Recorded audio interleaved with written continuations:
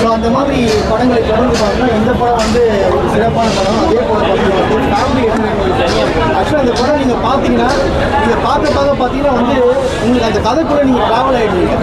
ஒரு செக்கு சீன் வரும், அந்த செக்கு வந்து சீக்கிரமாக வந்து பேங்க்கில் போட்டு அந்த காசை உடனே எடுக்கணுன்றது நம்மளுக்கு ஃபீல் ஆகிடும். ஸோ அந்த அளவுக்கு டேரக்டர் வந்து கொண்டு போயிருக்காரு. ஒரு நல்ல ஒரு ஃபீல் குட்டான நிமிஷ்காந்த் வந்து சூப்பராக பண்ணியிருக்காரு.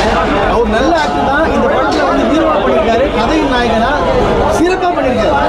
எப்படின்னா ரொம்ப வந்து லேக் ஆகாமல் என்ன தேவை எந்த இடத்துல வந்து எமோஷன் ஆகிக்கணுமோ ஒரு சாங்ஸ்லாம் பார்த்தீங்கன்னா அவ்வளோலாம் போடாமல் கதைக்கு ஏற்ற மாதிரி பாட்டை கொண்டு போயிட்டு டேரக்டர் வந்து கொண்டு வந்திருக்காரு. மிகப்பெரிய ஒரு வாழ்த்துக்கள் நல்ல ஒரு அதாவது நீங்கள் குடும்பத்தோடு வந்து நிம்மதியாக வந்து ஒரு டைம் ஸ்பெண்ட் பண்ணணும்னா தயவு செய்து இந்த படம் வந்து பாருங்க. மிடில் கிளாஸ் ஆக்சுவலாக வந்து பார்த்தீங்கன்னா யோசிச்சுட்டே தான் இந்த படத்துக்கு வந்தோம். படம் வந்து நல்லா இருக்குமா நல்லா இருக்காதா அப்படின்னு யோசிச்சுட்டு வந்தோம். பட் என்டையர் டீமே பார்த்தீங்கன்னா ஒரு அருமையான படத்தை கொடுத்துருக்காங்க அப்படின்னு சொல்லலாம். ஏன் அப்படி சொல்றேன்னா லாஸ்ட்ல வந்து உங்களுக்கு கிளைமேக்ஸ்ல வந்து எப்பவுமே ஒரு ஆடியன்ஸை வந்து ஒரு படம் ஒரு வகையில திருப்தி பண்ணணும். ஒன்று போகும்போது அவன் சந்தோஷமா என்ஜாய் பண்ணி சிரிச்சுட்டு போகணும். அப்படி இல்லைன்னா அந்த படத்தோட தாக்கம் வந்து அவன் மனசுல போய் நிக்கணும். இந்த படம் வந்து பார்த்தீங்கன்னா உங்களை லாஸ்ட்ல போகும்போது அந்த தாக்கம் வந்து மனசுல நிக்குது. உங்களை ஹெவியா ஃபீல் பண்ணி இந்த படம் வெளியில அனுப்புது. ஆக்சுவலா ஒரு மிடில் கிளாஸ் வந்து எப்படிலாம் சஃபர் ஆகுறாங்க, அவங்களுக்கு வந்து திடீர்னு ஒரு லக்கு வரும்போது அந்த லக்கை அவங்க யூஸ் பண்றாங்களா இல்லையா, இல்ல அதுல கோட்டை விட்டு அவங்களோட ஃபேமிலியோட சிச்சுவேஷன் எப்படிலாம் மாறுது அப்படின்றத சூப்பரா அருமையா எடுத்திருக்காங்க. ஆக்சுவலா இதை எப்படி சொல்றதுன்னு எனக்கு தெரியல. ஒரு ஃபேமிலி வந்து ரொம்ப சஃபர் ஆகுறாங்க. அந்த ஃபேமிலி சஃபர் ஆகும்போது உங்களுக்கு காமெடி எலிமெண்ட்ஸ் ஆட் பண்ணுறதுக்காக யூடியூப் சேனல்ஸ்லாம் ஸ்டார்ட் பண்ணுற மாதிரி ஒரு சீன்ஸ் எடுத்திருக்காங்க. அது இன்றைய காலத்து இளைஞர்கள் பாதி பேர் வந்து பார்த்தீங்கன்னா யூடியூபை தொடங்கி அதில் வந்து சாதிச்சது 5 பேரை தான் பார்க்குறோம். ஆனால் அதால் சஃபர் ஆனது பல பேர் இருக்கான், பல லட்சம் பேர் இருக்கான். அவனை பற்றிலாம் வந்து சினிமாஸில் காட்டுறது கிடையாது. பட் இந்த படம் வந்து காட்டுறாங்க. ஒரு மிடில் கிளாஸ் ஃபேமிலி அவங்க பூஸ்ட் ஆகிறதுக்காக ஒரு யூடியூப் சேனலை ஸ்டார்ட் பண்ணுறாங்க. அதுக்கப்புறமா அதால் எப்படி சஃபர் ஆகுறாங்க, அந்த ஃபேமிலிக்கு திடீர்னு ஒரு லக்கு வருது, அந்த லக்கு அவங்க எப்படி யூஸ் பண்றாங்களா இல்லையா அப்படின்றத அழகா எடுத்துட்டு போயிருக்காங்க. ஆக்சுவலா சூப்பரா இருக்கு இந்த படம். ஒரு 2 ஹவர் 2.25 ஹவர் வந்து உங்களை என்டர்டெயின் பண்ணி லாஸ்ட்ல வந்து ஒரு செக்கை வச்சுதான் ஒரு கதையே சுத்துது.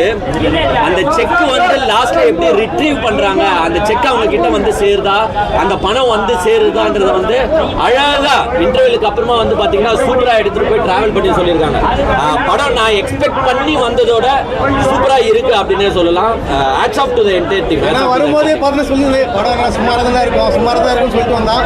பட் ஆனால் வந்து உண்மையாலுமே இவனே வந்து ரொம்ப ஃபீல் பண்ணிட்டாங்க. அந்த அளவுக்கு வந்து படத்தை கொண்டு போயிருக்காங்க. டூரிஸ்ட் ஃபேமிலி பார்த்துட்டு வரும்போது ஒரு ஃபீல் ஒன்று அந்த அயோத்தி டூரிஸ்ட் ஃபேமிலி பார்ப்போம் பாருங்களேன். பார்த்துட்டு நம்ம வெளியில வரும்போது ஒன்று நம்ம மற்றவங்களுக்கு ஹெல்ப் செய்யணுன்ற எண்ணோட்டம் வரும். அப்படி இல்லைன்னா வந்து அடுத்தவங்களுக்கு நம்ம பாரமா இருக்கக்கூடாது அப்படின்ற எண்ணோட்டம் வரும். இந்த படம் பார்க்கும்போது வெளியில வரும்போது அழகா நம்ம மனுஷ பிறவியா ஏன் பிறந்திருக்கோம்.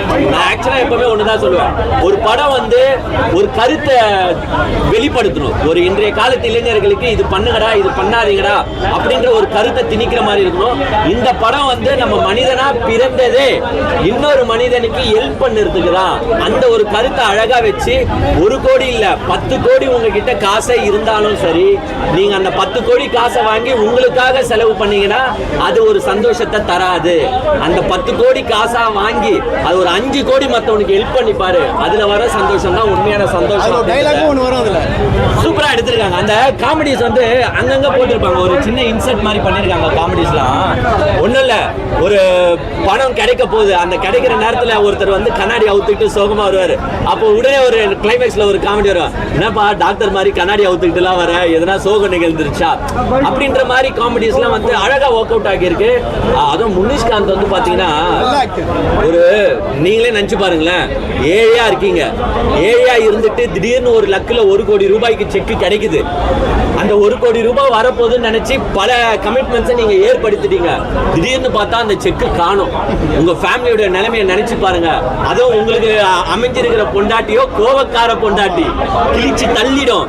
1 கோடி ரூபாவை கூட உண்டான சேஃப்டியா வீட்டுக்கு எடுத்துட்டு வரல, நீலாம் ஆம்பளையாடான்னு கேட்கிற அளவுக்கு ஒரு கமிட்மெண்ட்ஸை ஏற்படுத்திட்டு செக்கும் காணும், செக்கு கொடுத்தவரும் செத்து போட்டாரு அப்படின்னு. நான் கதையை ரிவீல் பண்ண முடியல. ஆக்சுவலா இவ்வளவு ட்விஸ்ட்டை போட்டுட்டு லாஸ்ட்ல அந்த காசு நமக்கு வந்துச்சா வரலையான்றத ஒரு 2.5 hour உட்கார வச்சு நானே இங்கேருந்து கத்திட்டு இருக்கேன், நீலாம் ஒரு ஆம்பளையா செக்க தொலைச்சிட்டு வந்திருக்க. ஏன்னா அந்த மாதிரி அந்த கதைக்குள்ள போயிட்டு உங்களை நீங்க வந்து அந்த கதைக்குள்ள உட்கார வச்சனால சூப்பரா எடுத்திருக்காரு டைரக்டர். நான் உண்மையிலே பாராட்டுறேன் டைரக்டர். ஏன்னா அவர் ஆக்சுவலா எத்தனை படம் எடுத்திருக்காருங்களா எனக்கு தெரியல. பட் இந்த கதையை அருமையா ஒரு மிடில் கிளாஸ் ஃபேமிலி எப்படிலாம் இருக்கும், அந்த மிடில் கிளாஸ் ஃபேமிலிக்கு ஒரு லக்கு வந்தாலும் அந்த லக்கை இந்த மிடில் கிளாஸ் ஃபேமிலி ஒழுங்கா யூஸ் பண்ணுமா யூஸ் பண்ணாதா அப்படின்றத சூப்பரா எடுத்துட்டு போயிருக்காங்க. விஜயலட்சுமி அவங்க வைஃப் வந்து பின்னி பெடல் எடுத்துருக்காங்க. செம்ம ஆக்டிங், முனிஷ்காந்த் ஆக்டிங் நல்லா இருக்கு. ஒரு 10 கேரக்டர் தாங்க, அந்த 10 கேரக்டரை வச்சு படம் சூப்பரா எடுத்துருக்காங்க. Hats off to the entertainer. ஒரு சூப்பரான கருத்தை வந்து சொல்லியிருக்காங்க. அதே போல அந்த செக்யூரிட்டியா ஒருத்தர் நடிச்சிருப்பாரு ஃப்ரெண்டா, அவரும் நல்லா பண்ணியிருக்காரு, உண்மையாவே சூப்பரா பண்ணியிருக்காரு. அவருக்கு மிகப்பெரிய வாழ்த்துக்கள். அவருக்கு நல்ல ஒரு கரியர் இருக்கு, ஒரு கேரக்டர் ஆர்டிஸ்ட், அவர் நல்லா பண்ணியிருக்காரு. டேரக்டர்லாம் பார்த்து நல்ல சான்ஸ் ஒரு கொடுக்குன்னு சொல்லி நான் கேட்டுக்கிறேன். நல்லா பண்ணியிருக்காரு. முனிஷ்காந்த் வந்து ஹீரோவா அந்த படம் இல்லை, அவர் ஹீரோ கிடையாது. முனிஷ்காந்த் பார்த்தீங்கன்னா ஹீரோயின் மெட்டீரியல்லாம் இல்லைங்க, ஒரு கதையின் நாயகன். அவர் கதைனா கதைக்குள்ளே வந்து ட்ராவல் ஆகிற மாதிரி பண்ணியிருக்கிறாங்க. எப்படின்னா ஒரு மிடில் கிளாஸ் ஆள் வந்து எப்படி இருப்பாரோ, எப்படி அவங்க ஃபேமிலியில் வந்து மெயின்டைன் பண்ணுவாரோ அது நீங்கள் பார்க்கலாம். அது ஒரிஜினலாகவே காட்டியிருக்காங்க. நடிக்கல வந்து ஒரு வாழ்ந்துருக்காரு, அவ்வளோதான். நல்லா பண்ணியிருக்காங்க. ஆக்சுவலாக முனிஷ்காந்த் வந்து இதுக்கு உண்மையாலேயே தேவையான ஒரு முனிஷ்காந்த். ஏன்னா ஒரு ஃபேமிலியோட சஃபரிங்கை வந்து மூஞ்சில காட்டணும், திடீர்னு ஒரு லக் வரும்போது அந்த ஒரு என்ஜாய்மெண்ட்டையும் மூஞ்சில காட்டணும். ப்ளஸ் அந்த ஃபேமிலிஸ்லாம் வந்து பார்த்தீங்கன்னா ஒரு 5-6 கேரக்டர் தாங்க.